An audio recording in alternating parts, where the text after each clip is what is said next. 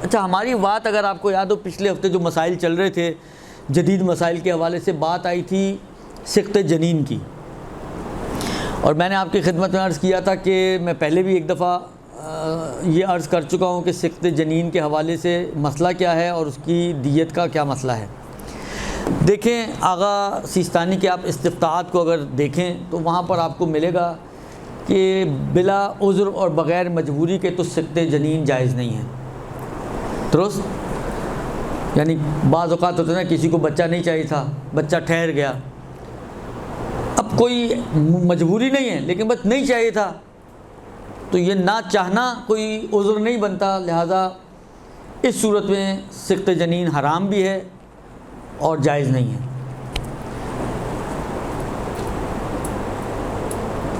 ये एक मसला। दूसरा मसला ये है कि बाज़ मजबूरी की कैफ़ियतें आती हैं। कहते हैं कि अगर बच्चे का बाकी रहना माँ के लिए नुकसानदेह हो, ज़रर हो माँ के लिए उसका बाकी रहना, या शदीद हरज में मुब्तला होती हो माँ उस बच्चे की वजह से, तो इन दोनों सूरतों में रूह आने से पहले सिक़्त जनीन जायज़ है माँ के लिए। अगर माँ को नुकसान हो रहा है या माँ को शदीद हरज हो रहा है। अच्छा, शदीद हरज में उन्होंने एक आध सवाल के जवाब में एक आध और मोरद को भी शामिल किया, वो भी अर्ज़ करता चलूँ। बाज़ सवालात में ये मौजूद है कि जी बच्चा रिटार्डेड है और ये अगर इस दुनिया में आ गया तो बिलाखिर माँ के लिए परेशानी होगी, या ये कि आने के फ़ौरन बाद कुछ अरसे में ही ये मर जाएगा वापस। तो उधर भी उन्होंने यही जवाब दिया कि दुनिया में आने के बाद अगर मर जाएगा तो ये कोई उज़्र नहीं बनता। सही है, मर जाएगा तो उस वक्त फिर ख़त्म, लेकिन यह है कि अभी नहीं उसको मार सकते आप। हाँ, अगर आप कहें कि जी इस बच्चे का पैदा होना माँ के लिए शदीद हरज का सबब बनेगा, वलो उसकी देखभाल के हवाले से, अब ये तय करना माँ की अपनी पर्सनल ज़िम्मेदारी है कि ये शदीद हरज है या नहीं है। शदीद हरज यानी जो नाकाबिले बर्दाश्त हो, आम तौर पे लोग इतनी ज़हमत को नहीं बर्दाश्त करते, मैर ये है इसका। तो ऐसी सूरत में रूह फूंकने से पहले फिर उसको सिक़्त करना जायज़ है।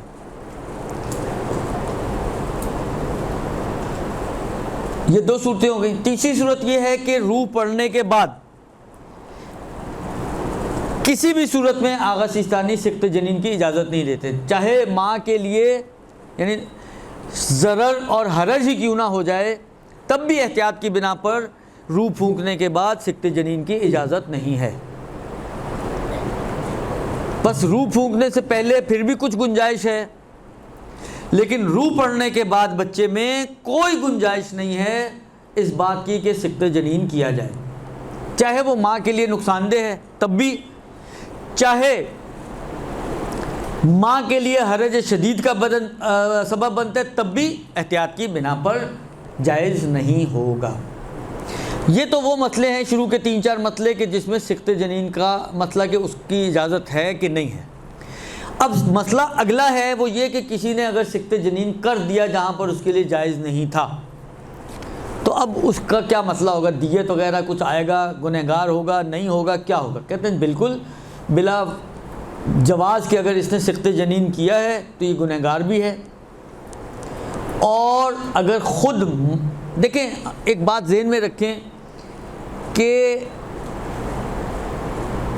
फ़िक़्ह में 2 टाइटल होते हैं, 2 लफ्ज़ इस्तेमाल होते हैं, एक मुबाशिर और एक मुसब्बिब। दुरुस्त? मुबाशिर का मतलब है ख़ुद करने वाला। मसलन ये मैं मुबाशिरतन उठा रहा हूँ, यानी ख़ुद उठा रहा हूँ। एक मरतबा मैंने इनको कहा कि ये उठा के वहाँ रख दें, तो मुबाशिर वो होंगी, मैं सिर्फ सबब बन रहा हूँ क्योंकि मेरे कहने पे उन्होंने उठा के वहाँ रखा है। तो दूसरी सूरत में मैं हूँ मुसब्बिब, सबब, मुबाशिर मैं नहीं हूँ। कायदा और कानून ये है कि दियत हमेशा मुबाशिर पर आती है, दियत हमेशा मुबाशिर पर आती है। डॉक्टर ने गोलियां लिख दी, आपने गोलियां ली, खुद खाई, तो आप मुबाशिर हैं, तो आप कातिला हैं, दुरुस्त। तो दियत आप पर आएगी। बाप ने कोई ऐसा काम किया, फ़र्ज़ करें धक्का दे दिया, गिर गई माँ, बच्चा सख्त हो गया, मुबाशिर बाप है, दियत बाप की गर्दन पे जाएगी। आप लोगों ने जाके डॉक्टर से रिक्वेस्ट की, उसने पैसे लिए और ये काम कर दिया, तो मुबाशिर डॉक्टर है, दियत डॉक्टर पर आएगी, दुरुस्त। सिर्फ एक सूरत, एक सवाल के ज़िम्मे उन्होंने डॉक्टर की बजाय वालिदैन पे, माँ पर या बाप पर दियत डाल दिया कि किसी ने सवाल ये पूछा होगा, किसी ने मसलन मसले में जिसको कहें एडिटिंग करके 2 नंबरी दिखाकर ये उसको शो किया डॉक्टर को कि तुम्हारे लिए काम जायज़ है। तो यहाँ पर क्योंकि उसको तो वो तो जायज़ समझ के कर रही है, और 2 नंबरी किसने की, फ़र्ज़ करें बाप ने या माँ ने, तो अगरचे मुबाशिर नहीं है, मुसब्बिब हैं, लेकिन यहाँ पर कत्ल की निस्बत इन्हीं की तरफ दी जाएगी। उसको कहा जाएगा कि इसको तो धोखा दिया गया, असल में तो यही कातिल है। तो इस सूरत में फिर दियत इसी पर आएगी। बस दियत हमेशा मुबाशिर पर आती है। अब फ़र्ज़ करें कि वरासत के अहकाम में एक मसला आता है कि जब तक पहले गिरोह का कोई भी बंदा मौजूद है तो दियत दूसरे गिरोह में नहीं जाती, ठीक है। तो पहले गिरोह में मरने वाले के माँ बाप होते हैं, ये एक चीज़। अच्छा, माँ बाप में से फ़र्ज़ करें माँ ने तो कत्ल किया है, तो माँ को तो दियत नहीं मिल सकती क्योंकि कत्ल इर्स में रुकावट डालती है, दुरुस्त। तो माँ तो दियत देगी। अब ये देगी किसको? क्योंकि मरने वाले बच्चे का बाप मौजूद है जो पहले गिरोह में है, तो चाहे वो उसके बहन भाई हों भी जो दूसरे गिरोह के हैं, तो सारी दियत बाप को मिलेगी। बाप अगर मुबाशिर था तो दियत किसको मिलेगी? माँ को मिलेगी। डॉक्टर कातिला है तो दियत किसको मिलेगी? वो माँ बाप को मिलेगी। अच्छा, जिसको भी मिलनी है उसको ये हक है कि वो चाहे तो माफ़ कर सकता है। अब आप डॉक्टर को माफ़ करना चाहें तो आप माफ़ कर सकती हैं, वरना अगर हाथ उसके गिरेबान तक पहुँचते तो निकलवा लें, दुरुस्त। अच्छी खासी दियत है। तो ये एक दूसरा मसला है। अब आए तीसरे स्टेप पर। तीसरा स्टेप जो है वो ये है कि दियत है कितनी। देखें, कुछ स्टेप्स बनाए हैं इन्होंने।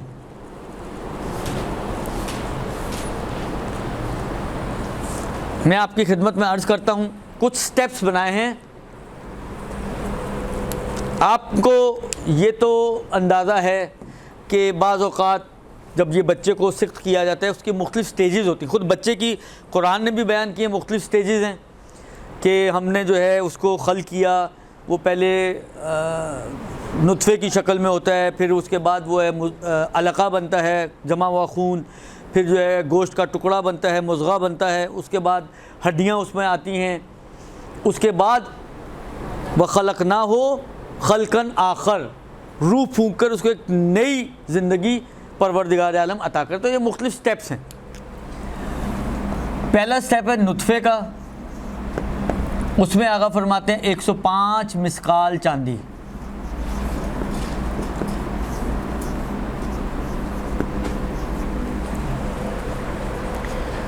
अच्छा, अब मसला ये है कि ये मिसकाल खैर चलते तो हैं जीलर्स के पास, लेकिन राइज वो नहीं है हमारे समझने के लिए। तो इसको ग्राम से अगर डालना चाहे तो क्या होगा? एक दिन याद रखें, एक मिसकाल इज़ इक्वल टू 4.64 ग्राम्स, दुरुस्त। आज तारीख क्या है? 25 जुलाई 2021। ये मैंने ख़ास वजह से लिखा है, बताता हूँ क्यों, दुरुस्त। 105 मिसकाल, एक मिसकाल 4.6 ग्राम, 105 मल्टीप्लाई बाय 4.6, तो ये आ जाएंगे ग्राम्स आपके पास, ठीक है। कितने ग्राम बनेंगे अब ये भी मैंने बताना है। 105 इंटू 4.64 ये हो गए तकरीबन 487.2 ग्राम्स।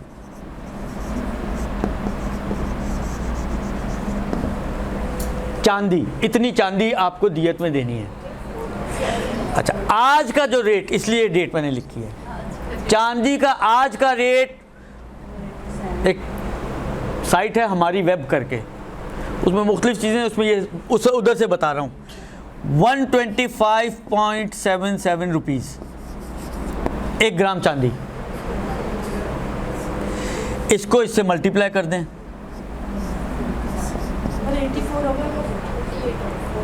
80 का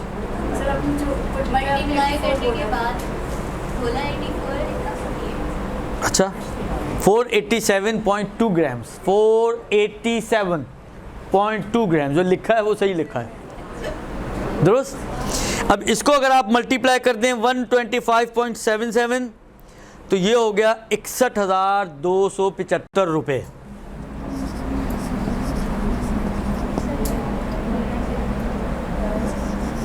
ये दियत है उस सूरत में कि अगर नुत्फे की स्टेज में सिक़्तुल जनीन हुआ हो। अच्छा, एक फार्मूला आपको बता दूं आसान, वो ये है कि नुत्फे के बाद है दूसरी स्टेज अलका, इसके बाद तीसरी स्टेज है मुज़ग़ा,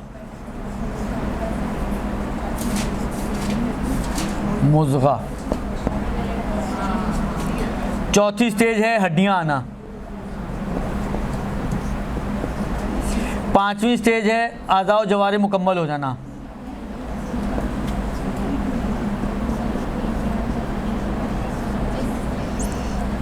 ठीक है। ये 5 स्टेजेस हैं। 105 प्लस करते रहें आप। 105 प्लस 105 कितने होते हैं? इसका हो गया 210 मिसकाल। 210 प्लस 105 ये हो गया 315। 315 प्लस 105 ये हो गई 420। 420 प्लस 105 ये हो गए 525। एक छठा भी आएगा, वो बाद में बताता हूँ। ये 5 वो स्टेजेस हैं जहाँ पे अभी तक रूह नहीं आई है, ये बगैर रूह की स्टेजेस हैं, दुरुस्त। अब इसी फॉर्मूले के तहत आप इसको मल्टीप्लाई करते रहें तो आपको इसका जवाब मिलता रहेगा। यानी इसके अंदर into 4.64 into 125.77 is equal to 1,22,550। इसमें भी into 4.64 into 125.77 is equal to 245,100।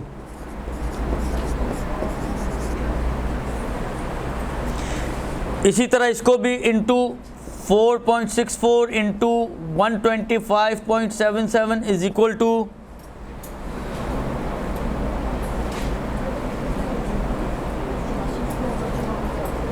Sorry, एक इस गलती हो गई है, 315 में गलत लिख दिया मैंने। ये है 183,825।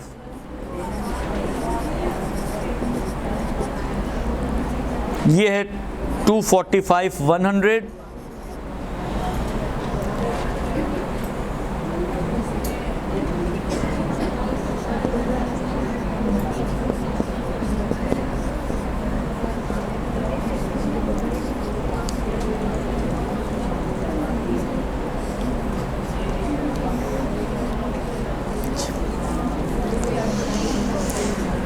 ठीक हो गया। ये अभी रूह नहीं पड़ी है, रूह से पहले के मराहिल हैं। नुत्फ़ा, अलका, मुज़ग़ा, हड्डियाँ और अज़ा का मुकम्मल हो जाना। अज़ा मुकम्मल होने के बाद और रूह पड़ने से पहले तकरीबन 3,06,376 रुपये दियत बनती है। अच्छा, इसमें आगा ने कहा कि फ़र्क नहीं पड़ता कि लड़का हो या लड़की, अल-अहवत, ठीक है, मतलब आज़ा मुकम्मल हो गए, पता चल जाता है कि लड़का है या लड़की है, लेकिन उसके बावजूद दियत चाहे लड़का हो चाहे लड़की हो यही है। सर ये सारे बनाए गए ह्यूमन गेस्टेशन के हिसाब से कितने मंथ्स में होता है? पहले एक तो मसला हल कर लेना, दुरुस्त दुरुस्त हो। इसके बाद अब छठा मरहला आता है रूह फूंकने के बाद का।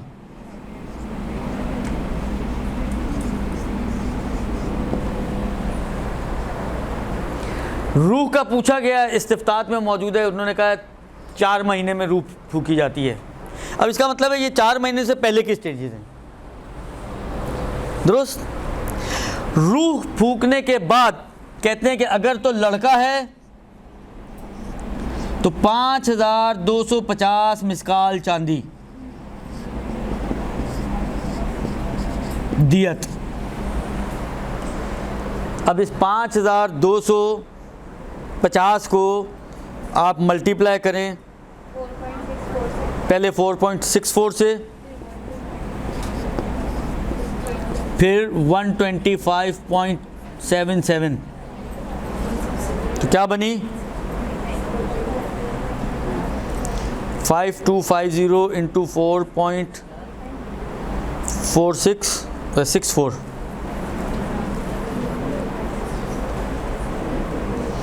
ये बन गई 24,360 ग्राम चांदी, 24,360 ग्राम।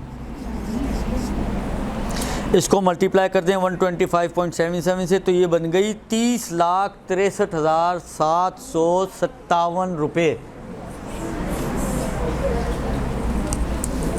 30,63,758 रुपये राउंड करके। ये है 4 महीने के बाद अगर कोई शख्स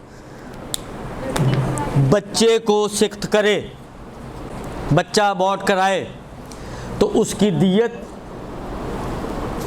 तकरीबन 30.5 लाख रुपया है। ये बच्चा भी दुनिया में नहीं आया तो 30.5 लाख रुपए का है,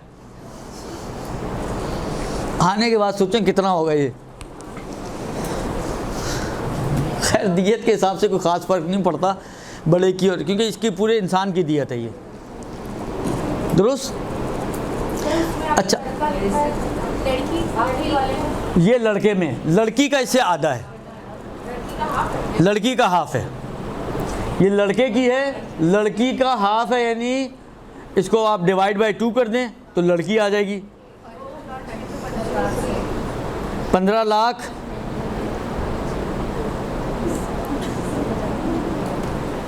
लाख 31,800 समझे 80 रुपये, 15,31,880 रुपये लड़की की रूह फूंकने के बाद अबॉर्ट करने की दियत है, दुरुस्त। ये तो अबॉर्शन का मसला था, सिक्ते जनीन का मसला था। अच्छा, अब एक सवाल जो इन्होंने पूछा, ये पूछा गया आगा सिस्तानी से भी, उन्होंने कहा कि भाई बाज़ जगह पर ये कहा जाता है कि जी 40 दिन का स्टेप्स हैं, 40 दिन नुत्फ़ा, फिर अगले 40 दिन अलका, फिर उससे अगले 40 दिन मुज़ग़ा, फिर उससे अगले 40 दिन हड्डी, फिर उसके अगले 40 दिन, यहाँ तक कि फिर वो रूह फूंकने का मरहला आ जाता है। अब ये इतने 40 दिन कितने महीने बनते हैं, अब ये आप खुद देख लें। 1 महीना तकरीबन 10 दिन बनता है, 1 महीना 10 दिन ये, फिर 1 महीने 10 दिन बाद ये अलका बन जाएगा, फिर 1 महीना 10 दिन अलका मुज़ग़ा में तब्दील होता है, तो 2 महीने 20 दिन, 3 महीने 4 महीने हो गए ये, तो 5 महीने कुछ इसके हिसाब से तो बन जाएगा। लेकिन वैसे उनसे पूछा गया रूह का, तो उन्होंने कहा जी 4 महीने में रूह फूंकी जाती है। आला इसको इन्होंने माना नहीं है, ये 40 दिन वाले फार्मूले को आगा सिस्तानी ने मना किया, कहते हैं हमारे नज़दीक ये साबित नहीं है। लिहाजा अब मेडिकली ये डॉक्टर्स की तरफ रुजू किया जाए और वो आपको ज़्यादा एक्यूरेट बता सकेंगे, मुमकिन है कि ये ख़ास तौर पे जो गायनोकोलॉजिस्ट होती हैं, मुमकिन है वो ज़्यादा बेहतर अंदाज से इस पे गाइड कर सकें कि ये स्टेजेस जो है वो कितने कितने दिनों की है या कितने कितने अरसे में ये इनके अंदर चेंजेस आती हैं। अच्छा, ये तो हो गया जनाब अली एक मसला कि सिक्ते जनीन की दियत क्या है।